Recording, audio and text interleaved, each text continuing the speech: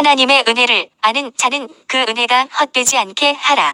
고린도전서 15장 10절 그러나 내가 나 된 것은 하나님의 은혜로 된 것이니 내게 주신 그의 은혜가 헛되지 아니하여 내가 모든 사도보다 더 많이 수고하였으나 내가 한 것이 아니요 오직 나와 함께 하신 하나님의 은혜로라. 세상의 종교와 기독교가 확연히 다른 것이 있다. 세상의 종교는 행위를 근거로 하지만 기독교는 하나님의 은혜로부터 시작된다. 세상의 종교는 행위를 강조한다. 그러나 기독교는 은혜의 종교다. 은혜란 헬라어로 카리스라고 한다. 은혜로 받을 자격 없는 자에게 값없이 주시는 하나님의 호의와 사랑을 말한다. 그래서 은혜는 삭스로 받는 것이 아니다. 삭스는 일한 대가로 받는 것이기 때문이다. 로마서 4장 4절 일하는 자에게는 그 삭시 은혜로 여겨지지 아니하고 보수로 여겨지거니와 여기서 일하는 자의 의미는 인간의 행위와 선행, 열심으로 의롭다 함을 얻으려는 사람이다. 그러나 은혜는 이것들과 상반되는 것이다. 로마서 11장 6절 만일 은혜로 된 것이면 행위로 말미암지 않음이니 그렇지 않으면 은혜가 은혜에 되지 못하느니라. 신앙의 기초는 인간의 선행과 행위가 신앙의 출발과 근거가 된다면 은혜가 은혜에 될 수 없다. 신앙의 기초는 은혜가 되어야 한다. 베드로전서 5장 12절 너희는 이 은혜에 굳게 서라.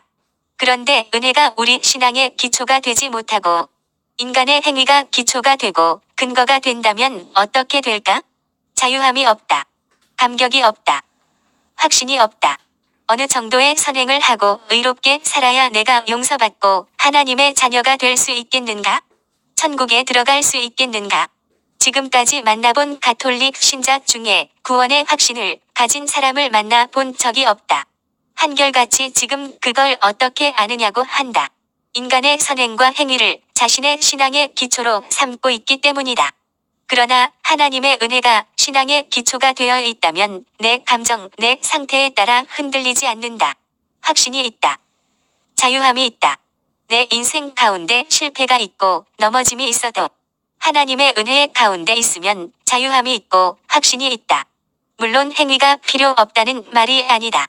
은혜와 행위는 동전의 양면과 같다. 행함이 없는 믿음은 믿음이 아니다. 반드시 행위가 있어야 된다. 하지만 우리의 신앙의 시작은 은혜이어야 한다. 하나님의 은혜가 내 신앙의 기초가 되어야 한다. 사도 바울의 인생은 은혜로 시작되었고 은혜로 달려가 마쳤다. 내가 나 된 것은 하나님의 은혜이다. 고린도전서 15장 10절 그러나 내가 나 된 것은 하나님의 은혜로 된 것이니 사도 바울은 내가 나 된 것이 하나님의 은혜라고 한다. 사역의 열매, 인생의 성공을 말하는 것이 아니다. 지금 사도로 부르심을 받고 복음의 증거자가 된 것이 하나님의 은혜라는 것이다.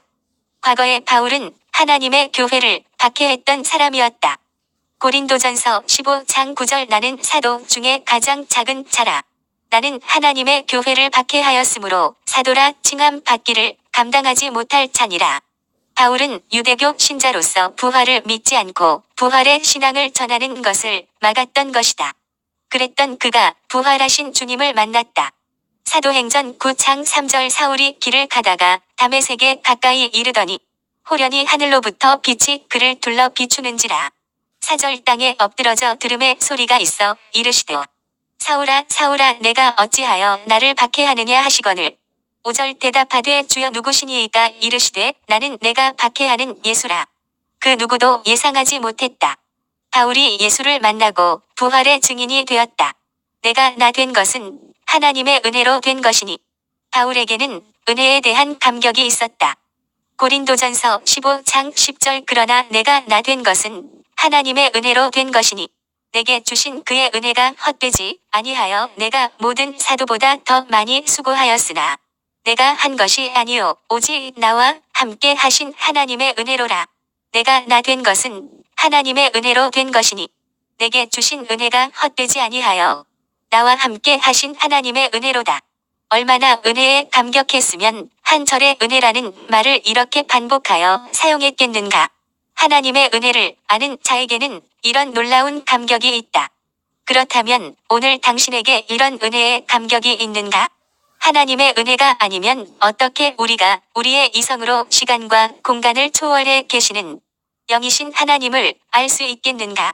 하나님의 은혜가 아니면 어떻게 내 자신이 죄인임을 알았고 하나님의 아들 예수 그리스도가 나의 모든 죄를 대신 짊어지시고 십자가에서 피 흘려 죽으심을 알았겠는가? 하나님의 은혜가 아니었다면 이 세상을 쫓으며 죄와 사망의 법에 매여 살고 있을 것이다. 영원한 불못에 던져질 것이다.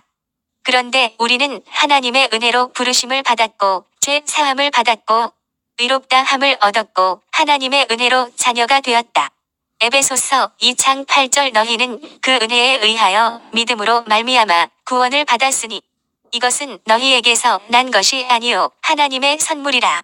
이 악한 세상 가운데 우리가 이렇게 예수 믿고 살게 된 것이 하나님의 은혜이다. 이 모든 것이 하나님의 은혜가 아니고는 설명이 불가능하다. 그렇다면 오늘 우리 안에 이 은혜에 감격이 있는가? 하나님의 은혜가 오늘의 나를 만들었다는 감격이 있는가? 내가 나 된 것이 하나님의 은혜로 된 것이라는 감격이 있는가? 십자가의 은혜에 뜨거운 눈물을 흘려 본 적이 있는가? 그렇다면 당신은 하나님의 은혜를 아는 자이다. 그런데 은혜로 구원을 받았고 은혜로 살아가고 있지만 하나님이 직분까지 주셨지만 은혜에 감격 없이 냉랭하게 신앙생활하는 사람들이 있다. 그러나 하나님의 은혜를 아는 자에게는 은혜에 감격이 있다. 고린도전서 15장 10절 내게 주신 그의 은혜가 헛되지 아니하여 내가 모든 사도보다 더 많이 수고하였으나 이 하나님의 은혜를 헛되이 하지 말라. 사도 바울은 그 하나님의 은혜가 헛되지 않기 위해서 더 많이 수고했다고 말하고 있다. 그렇다. 하나님의 은혜를 아는 자는 은혜에 감격하는 것으로 끝내지 않고 더 많이 수고한다. 가만히 있지 못한다. 하나님의 은혜를 아는 자는 그 은혜에 대해 감격해 하는 것으로 끝내지 않는다. 은혜는 은혜로 머무르지 않는다. 은혜를 바로 아는 사람은 반드시 행동으로 나타나게 되어 있다. 내게 주신 그의 은혜가 헛되지 아니하여. 왜 선교사들이 목숨의 위험을 받으며 선교지로 떠나는 걸까? 내게 주신 그 하나님의 은혜가 헛되지 않게 하려 함이다. 내게 주신 은혜가 헛되지 않게 더 많이 수고한다. 또한 가진 것이 없다는 이유로 좌절하고 절망하는 것도 하나님의 은혜를 헛되게 하는 것이다. 그러므로 은혜를 받은 자는 그 은혜를 헛되이 하지 않는 삶을 살아야 한다. 헛되이라는 뜻은 공허한 텅 비어있는 이라는 뜻이다. 그러므로 하나님의 은혜를 헛되지 않게 한다는 말은 하나님의 은혜는 풍성하지만 시간이 지나면 고갈되고 메마를 수 있다는 것이다. 그렇기 때문에 우리는 하나님께서 내게 주신 그 은혜가 풍성히 머물러 있을 수 있도록 더 많은 수고를 해야 한다는 것이다. 이 말은 은혜를 받기 위해 더 많이 수고해야 한다는 것이 아니다. 은혜는 값없이 받고 누리는 것이다. 은혜는 갚을 수 있는 것이 아니다. 더 많이 수고하는 것은 은혜를 갚기 위해서가 아니다. 내게 주신 은혜가 헛되지 않게 하기 위함이다. 찬송가 216장 3절 만 가지 은혜를 받았으니 내 평생 슬프나 즐거우나 이 몸을 온전히 주님께 바쳐서 주님만 위하여 늘 살겠네. 내가 두 발로 걷고 볼 수 있고 말할 수 있는 것, 이 모든 것이 하나님의 은혜이다. 때로는 여러분의 인생의 가시와 실패도 은혜일 수 있다. 은혜를 아는 자는 아무렇게나 살지 않는다. 은혜를 아는 자는 은혜가 헛되지 않게 반드시 더 많이 수고한다. 사랑과 섬김은 비례한다.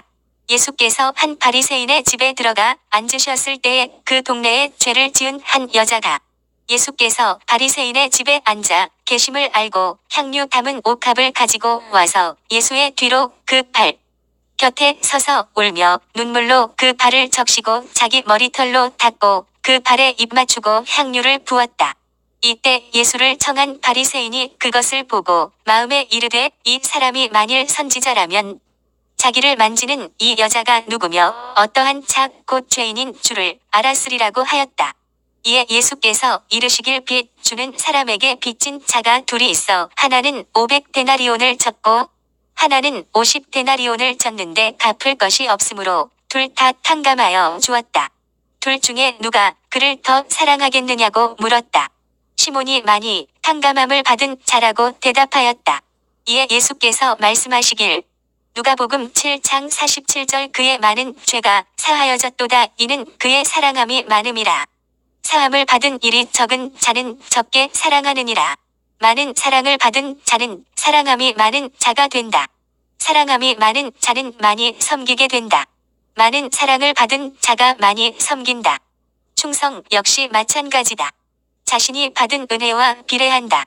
은혜를 많이 받은 자가 더 많이 충성한다. 은혜를 많이 아는 자가 더 많이 수고한다. 그렇다면 지금 당신은 그 은혜가 헛되지 않기 위해서 어떤 삶을 살고 있는가? 우리의 수고와 헌신으로 하나님의 은혜에 대해 확실히 증명할 수 있어야 한다.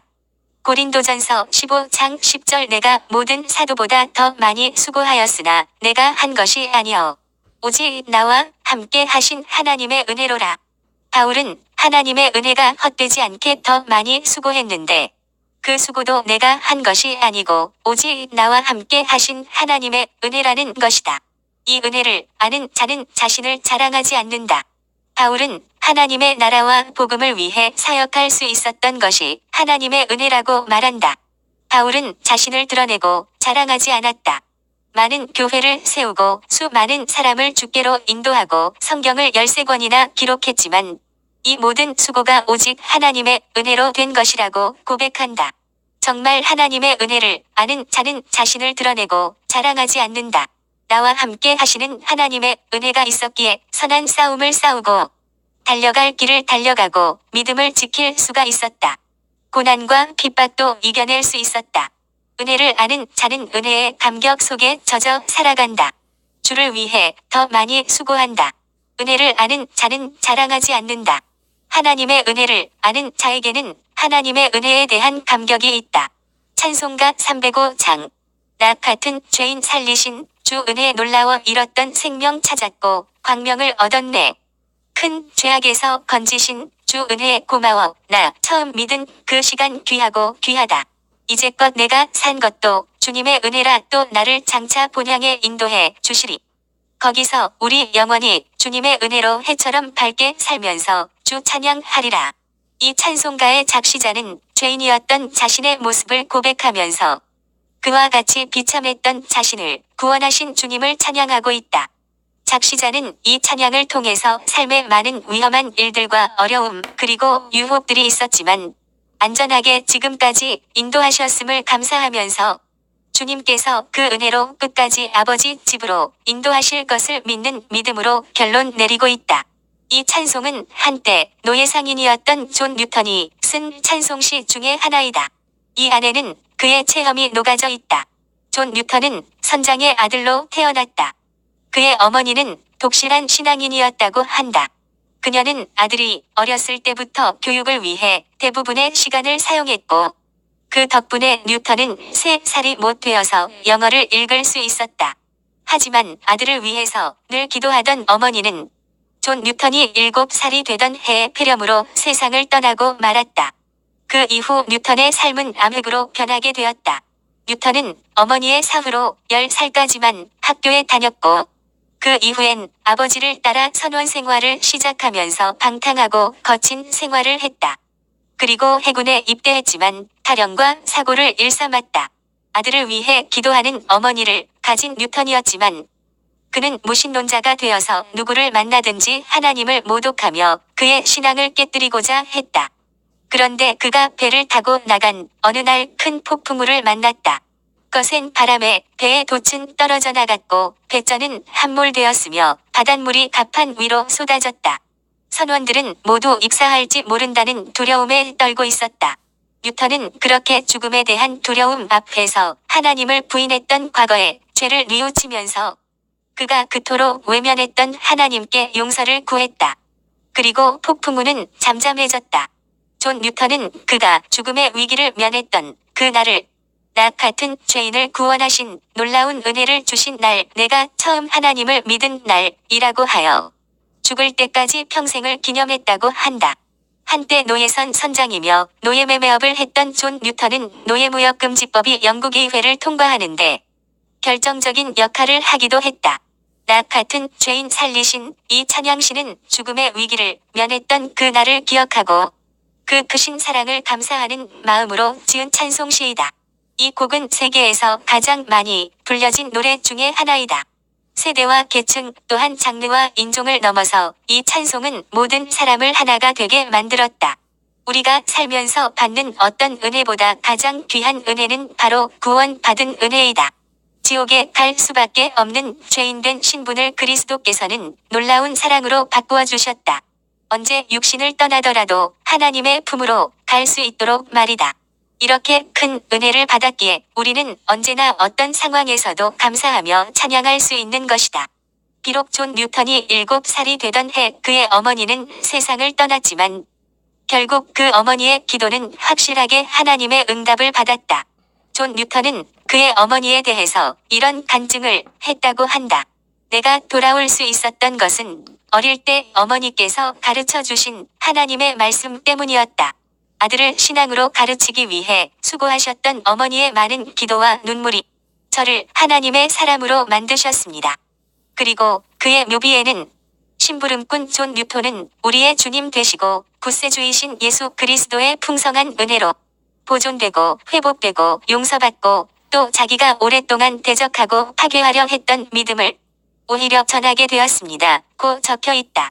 우리가 어떤 사람의 현재 모습을 보고 그 모습만으로 그 사람을 판단하지 말아야 할 것은 그를 위해 기도하고 있는 사람이 있을 수 있으며 그 기도로 말미암아 그 사람을 하나님께서 어떻게 만드실지 모르는 일이기 때문이다. 아멘.